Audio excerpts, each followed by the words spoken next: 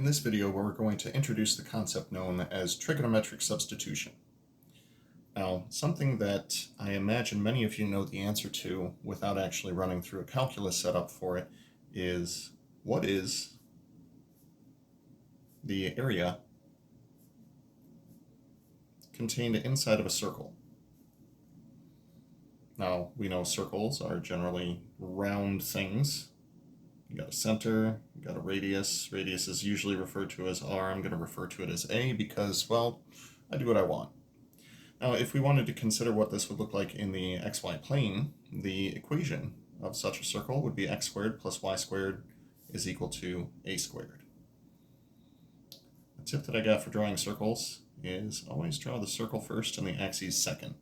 I still wind up going too deep into quadrant 3 and quadrant 4, but it is what it is. So if we were to solve this for y, we would get y is equal to plus or minus the square root of a squared minus x squared. Now, I suppose we could use the symmetry associated with a circle to just say, why don't we figure out the total area that's in the first quadrant, and then we'll multiply that result by 4.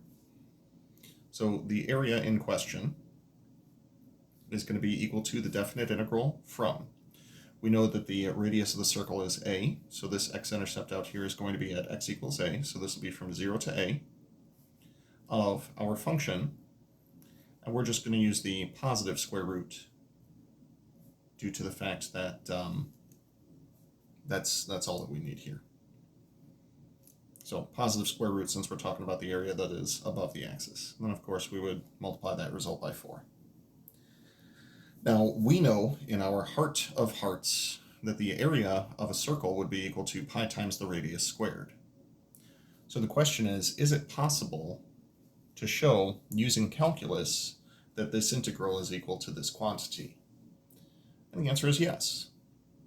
However, with all of the techniques that we've talked about so far, with integration by parts, the substitution rule, and powers of trigonometric functions, there's still no way for us to come up with what this integral would be equal to. This introduces a new technique, which is referred to as trigonometric substitution.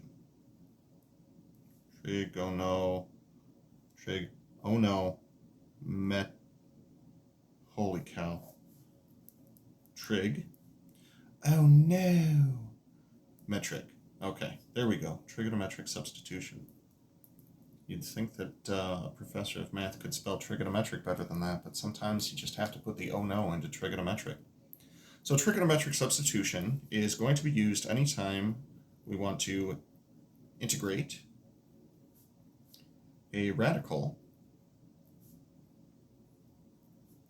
with a sum or difference of squares contained within the radical. Now, the way that this is going to work, and we're going to go into more detail in the next video, is we're actually going to be making a substitution on our given variable. We're going to allow x to be equal to something. And the thing that we're going to let it be equal to is some trigonometric function of theta. And usually when it comes to a constant that's in there, the constant is very frequently referred to as a.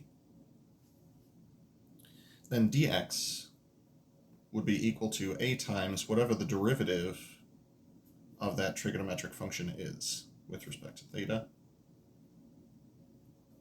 d theta. Now, by making all of these substitutions, it is going to, this turns the integral into products of powers of trigonometric functions, which is exactly what we talked about how to integrate in our last section. Now, once we do so, it'll be up to us to substitute back appropriately and go from there. Now, with that in mind, in the next video, we're going to discuss the different trigonometric substitutions that we can make, and we'll go from there.